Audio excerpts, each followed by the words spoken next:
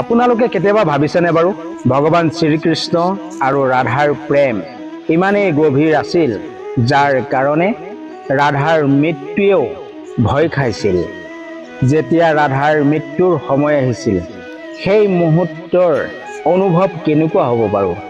ৰাধাৰ আত্মাক লৈ যাবলৈ যমদূতে সাহস কৰিছিল নে বাৰু?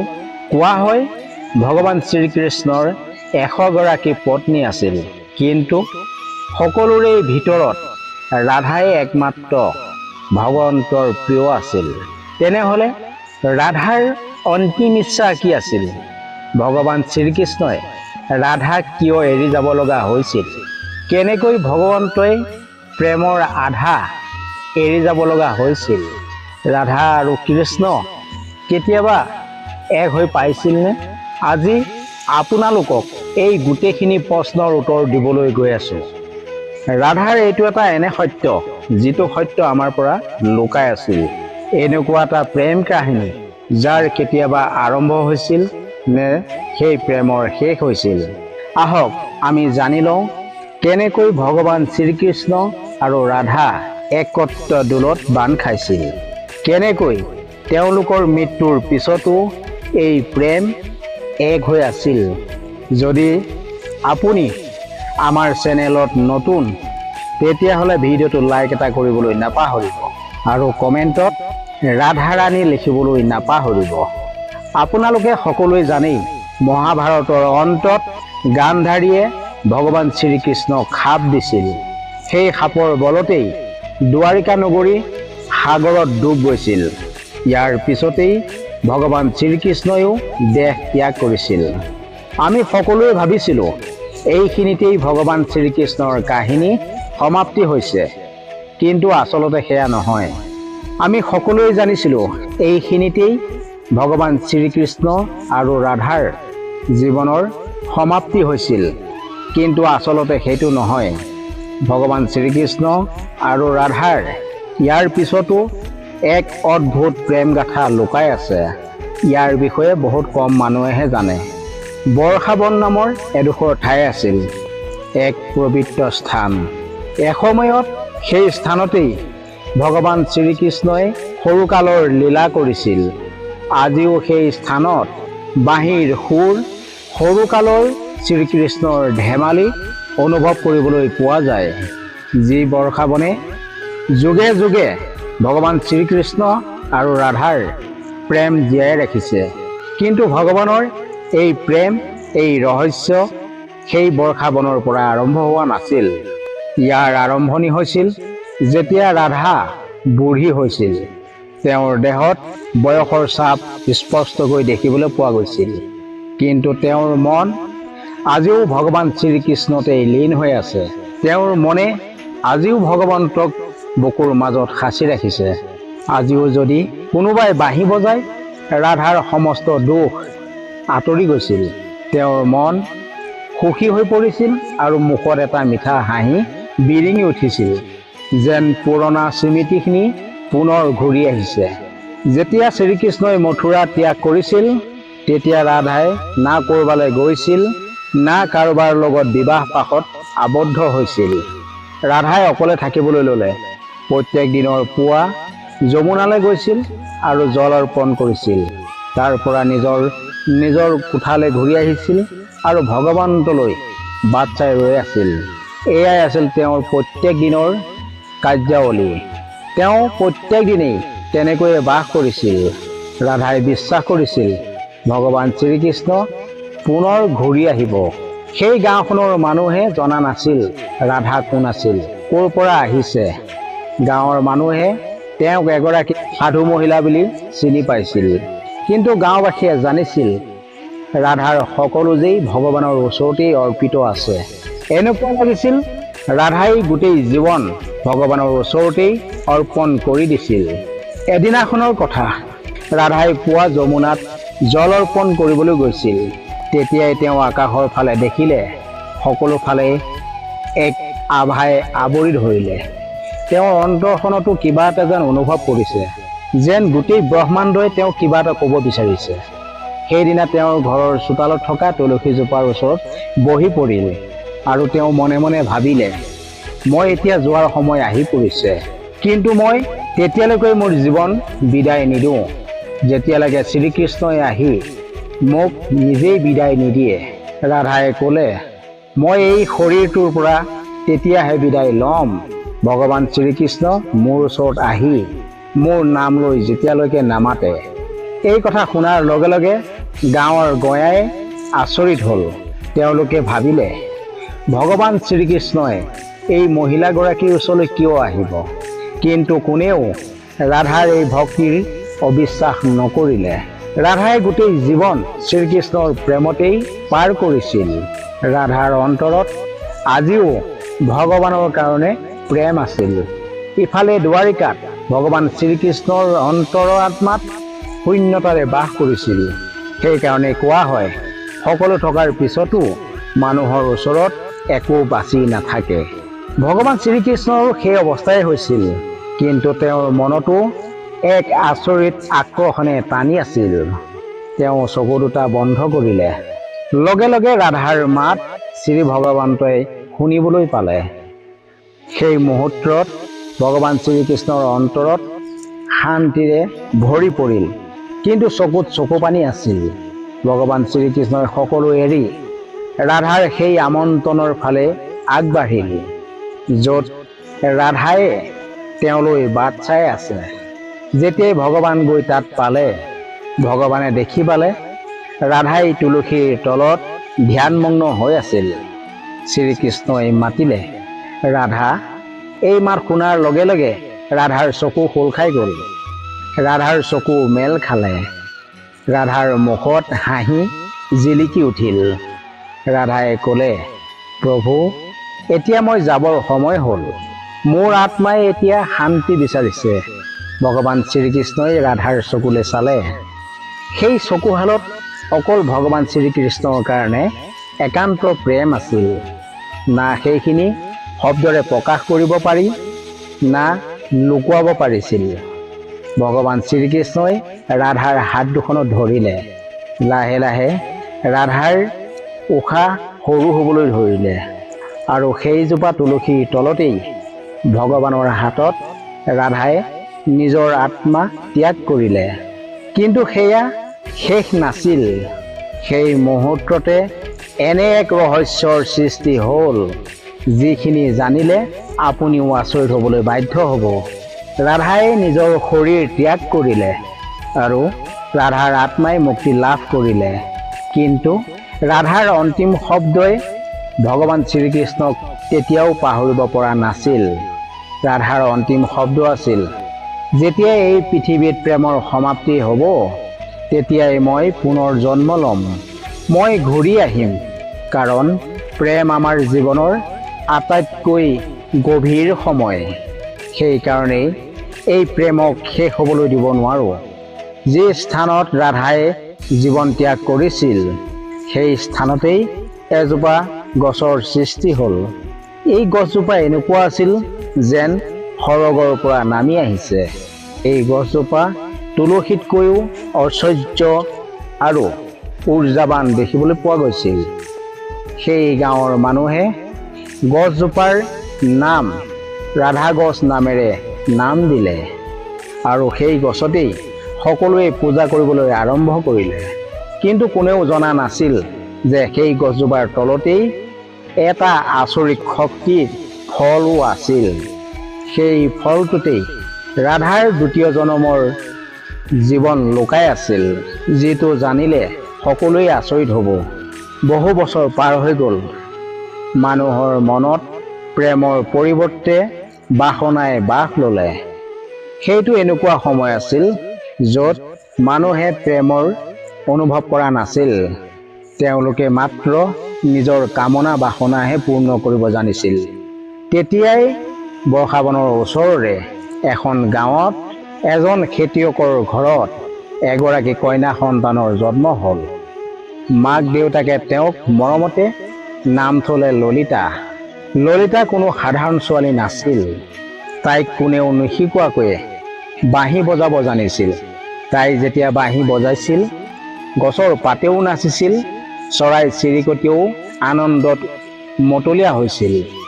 সেই গাঁওখনৰ গঞাসকলে তেওঁক দেৱী বুলি গণ্য কৰিবলৈ আৰম্ভ কৰিলে। তাইক দেখিলেই সকলোৱে ৰাধালৈ মনত পৰিছিল। ললিতাৰ বয়স এতিয়া 7 বছৰ। এদিন ললিতাই যমুনাৰ কাষতে বহি আছিল। তেতিয়াই সেইফালেদি এজন সাধু পাৰ হৈ গৈছিল।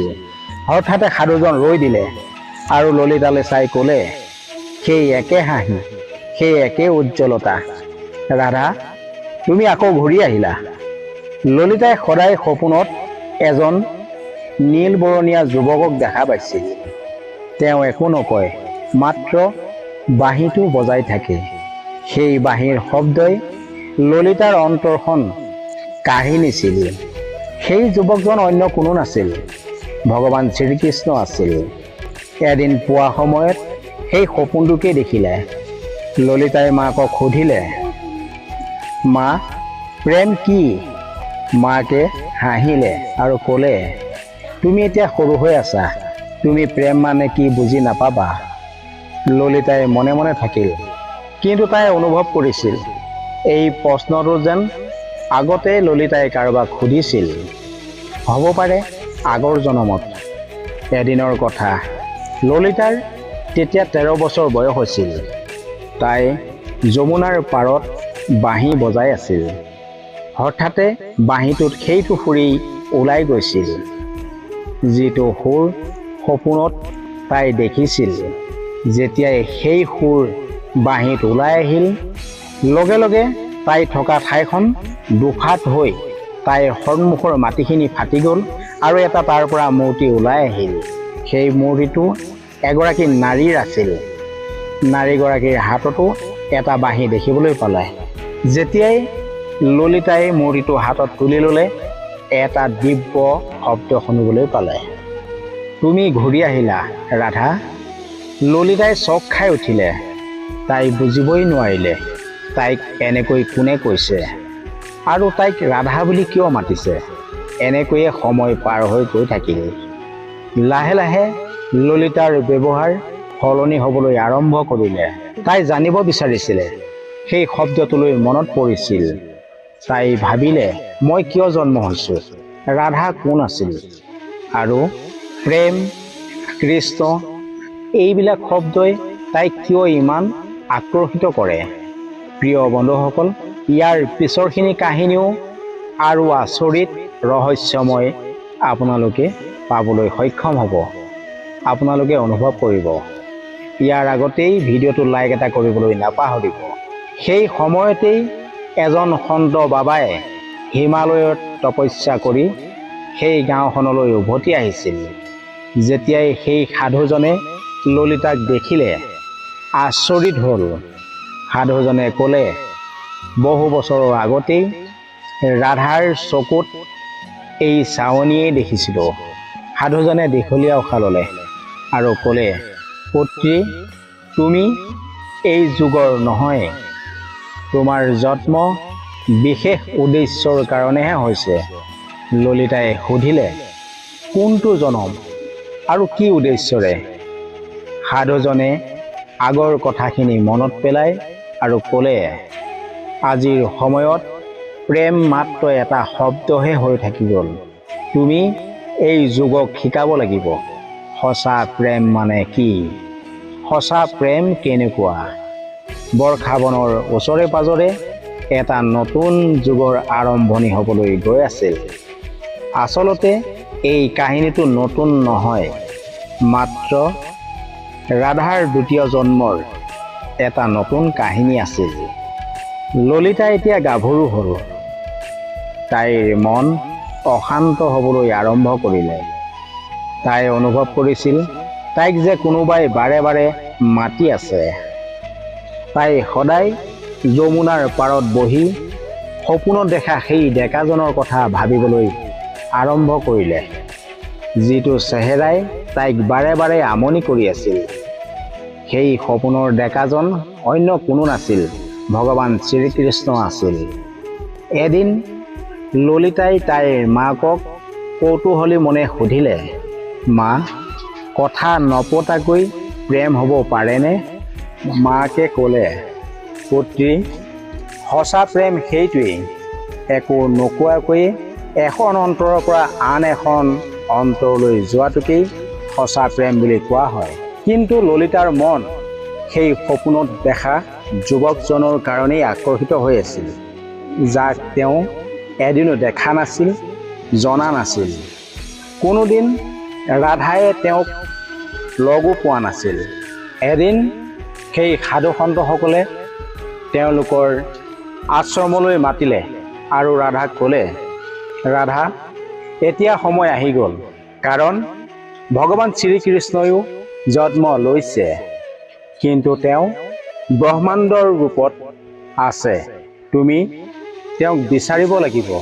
ললিতাই এই কথা শুনাৰ লগে লগে আনন্দিত হৈ পৰিল, কাৰণ তাই যিটো সময়ৰ কাৰণে ইমান বছৰ অপেক্ষা কৰিছিল, সেই সময়টো আহি গ'ল। ললিতাই সুধিলে, হে বাবা, মই কৃষ্ণক কেনেকৈ চিনি পাম? সাধুজনে ক'লে, যেতিয়া তুমি তেওঁৰ ওচৰলৈ যাবা, তোমাৰ অন্তৰখনে ক'ব, সেইজনেই কৃষ্ণ। কিন্তু সাধুজনে সাৱধানো কৰি দিলে, এতিয়া যুগৰ পৰিৱৰ্তন হৈছে, তোমাৰ পৰীক্ষা ইমান সহজ নহ'ব। তুমি গোটেই পৃথিৱীৰ লগত যুঁজি প্ৰেমৰ সঁচা প্ৰচাৰ কৰিব লাগিব। ভগৱান শ্ৰীকৃষ্ণই এই যুগত এজন যুৱ সাধু ৰূপত জন্মগ্ৰহণ কৰিছে, যাৰ নাম অনন্ত আনন্দ। তেওঁ মানুহক উপদেশ দিয়ে। কোনেও জনা নাছিল আচলতে অনন্ত আনন্দ কোন আছিল। তেওঁৰ উপদেশত কৈছিল, প্ৰেমৰ অৰ্থ হৈছে ত্যাগ আৰু সঁচা ভালপোৱা। প্ৰেম কেতিয়াও শৰীৰৰ নহয়, আত্মাৰ। তেওঁৰ কথাই মানুহৰ মন চুই গৈছিল আৰু সকলোৱে প্ৰভাৱিত হৈ শব্দৰ বাণত সকলোৱে কান্দি গৈছিল। কিন্তু অনন্ত আনন্দয়ো নিজৰ অন্তৰৰ পৰা দুৰ্ভগীয়া অনুভৱ কৰিছিল। তেওঁ প্ৰত্যেক দিনে ৰাতি যমুনাৰ কাষত বহিছিল, সেই যুৱতীগৰাকীৰ সপোনত বৈ গৈছিল, যিগৰাকী যুৱতী তেওঁৰ সপোনত আহিছিল। এদিন সন্তসকলৰ কথা মানি ললিতাই পিতৃ মাতৃক সেৱা ধৰিলে। তেতিয়াই সেই অদৃশ্য প্ৰেম বিচাৰি ললিতাই ঘৰৰ পৰা ওলাই গ'ল। তেওঁৰ লগত এটি বাঁহী আছিল আৰু মনত একান্ত প্ৰেম ভালপোৱা। তেওঁ গাঁৱে গাঁৱে ঘূৰি ফুৰিছিল, কেতিয়াবা সাধু মহন্তৰ লগত কথা পাতিছিল, কেতিয়াবা সাধুসকলৰ সংগত ধৰ্মীয় কথা শুনিছিল। মাত্ৰ এটাই আশা আছিল, তেওঁ সেই সপোনত দেখা যুৱকজনৰ প্ৰেম যাতে পাব পাৰে। কিন্তু ললিতাই বিচৰা যুৱকজনৰ চেহেৰা তেওঁ দেখিবলৈ পোৱা নাছিল। কেইবাদিনো পাৰ হৈ গ'ল, কিন্তু ললিতাই কোনো উপায় বিচাৰি পোৱা নাছিল। এদিন এগৰাকী বুঢ়ী মহিলাই ললিতাক সুধিলে, পুত্ৰী, তুমি এই গাঁৱত কিয় ঘূৰি ফুৰিছা? ললিতাই ক'লে, আই, মই কাৰোবাক বিচাৰি আহিছোঁ। বুঢ়ী মহিলাগৰাকীয়ে ৰাধালৈ মনত পেলালে আৰু ক'লে, তুমি বাঁহী বজোৱা, যিজনেই তোমাৰ বুকুত সোমাই আছে, বাঁহীৰ মাত শুনাৰ লগে লগে তোমাৰ ওচৰলৈ নিজেই আহিব। ললিতাই গাঁৱে গাঁৱে ঘূৰি ঘূৰি আৰু বাঁহীৰ শব্দৰে তাই প্ৰিয় মানুহজনক বিচাৰিবলৈ ল'লে। কিন্তু 8খন গাঁও ঘূৰাৰ পিছতো তাই সেই মনৰ মানুহজন বিচাৰি পোৱা নাছিল। এদিনাখন এটা পাহাৰৰ শীৰ্ষত ললিতাই থিয় হ'ল আৰু সেই স্থানতেই ললিতাই বাঁহী বজাবলৈ ল'লে। লগে লগে পাহাৰৰ কাষতেই থকা গাঁওখনৰ অনন্ত আনন্দৰ চকুত উৎসুকতা দেখিবলৈ পোৱা গ'ল। অনন্ত আনন্দই সেই বাঁহীৰ সুৰ শুনিবলৈ পালে। ললিতাই ভাবিলে, তাইৰ বাঁহীৰ শব্দই কাৰোবাক আকৰ্ষণ কৰিছে। কিন্তু ললিতাই অনন্ত আনন্দক বিচাৰি পোৱা নাছিল। ললিতা ভাগৰি পৰিছিল, তাইৰ যে সাহস শেষ হৈ গৈছিল। তেতিয়াই ললিতাই নিজৰ মন থিৰাং কৰিলে, যদি মই অহা পূৰ্ণিমাৰ ভিতৰত তেওঁক বিচাৰি নাপাওঁ, তেতিয়াহ'লে মই যমুনাত জাপ দি প্ৰাণ ত্যাগ কৰিম। সেইদিনাখনি ললিতাই অন্তিম বাৰৰ বাবে বাঁহী বজালে। তাইৰ বাঁহীৰ সুৰ ইমানেই মধুৰ আছিল, শুনাজন ব্যাকুল হৈ পৰিব। সেই মুহূৰ্ততেই হিমালয়ত বহি থকা আনন্দৰ কাণত সেই সুৰ খুন্দা মাৰিলে। লগে লগে আনন্দই হিমালয় ত্যাগ কৰিলে। সেই ৰাতিতে ললিতাই এটা আচৰিত সপোন দেখিলে। আজি দেখা সপোনটো সাধাৰণ নাছিল। এইবাৰ দেখা সপোনত ৰাধা আৰু কৃষ্ণ যমুনাৰ পাৰত বহি থকা দেখিলে। ৰাধাই কৃষ্ণক সুধিলে, প্ৰভু, এই জনমতো মোৰ প্ৰেম ভালপোৱা আধৰুৱা হ'ব নেকি? কৃষ্ণই ক'লে, নহয় ৰাধা, এইবাৰ তোমাৰ প্ৰেম ভালপোৱা গোটেই পৃথিৱীয়ে দেখি পাব।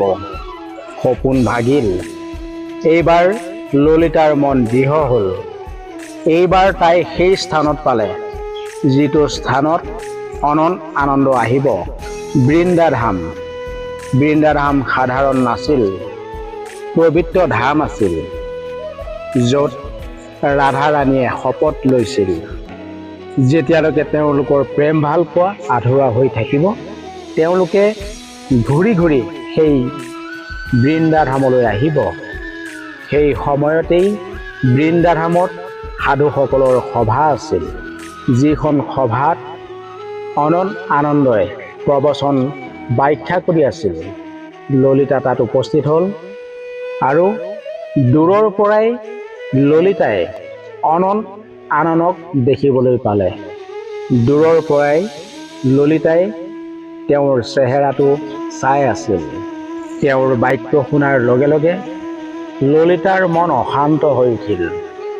এনে অনুভৱ কৰিছিল, তেওঁৰ যে বুকুৰ শব্দবিলাকৰ লগত আনন্দৰ মাতটো মিলিছে। তেওঁৰ কথাই ললিতাক আকৰ্ষিত কৰিছিল।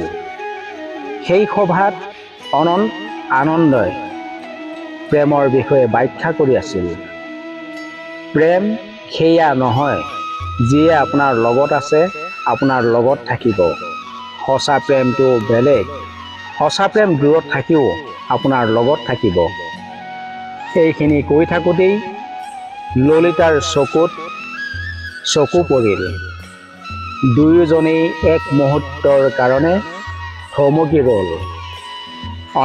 আনন্দই সেই ব্যাখ্যা ৰাখি দিলে আৰু ললিতাৰ ওচৰলৈ চাপি আহিল। ললিতাই লাহেকৈ সুধিলে, আজিও মোৰ শব্দই তোমাক স্পৰ্শ কৰেনে? আনন্দই তাইৰ চকুলৈ চাই ক'লে, ৰাধা, তুমি আহিলা। লগে লগে শ্ৰীকৃষ্ণ আৰু ৰাধাৰ প্ৰেম জীৱনৰ এক মুহূৰ্ত পৃথিৱীবাসীয়ে দেখিবলৈ পালে। প্ৰিয় বন্ধুসকল, আজিৰ ৰাধা আৰু কৃষ্ণৰ কাহিনীটো কেনে লাগিল কমেণ্ট বক্সত জনাবলৈ নাপাহৰিব। পুনৰ অন্য এটা কাহিনী লৈ আপোনালোকৰ মাজলৈ আহি আছোঁ। আজিলৈ ধন্যবাদ। জয় শ্ৰীকৃষ্ণ।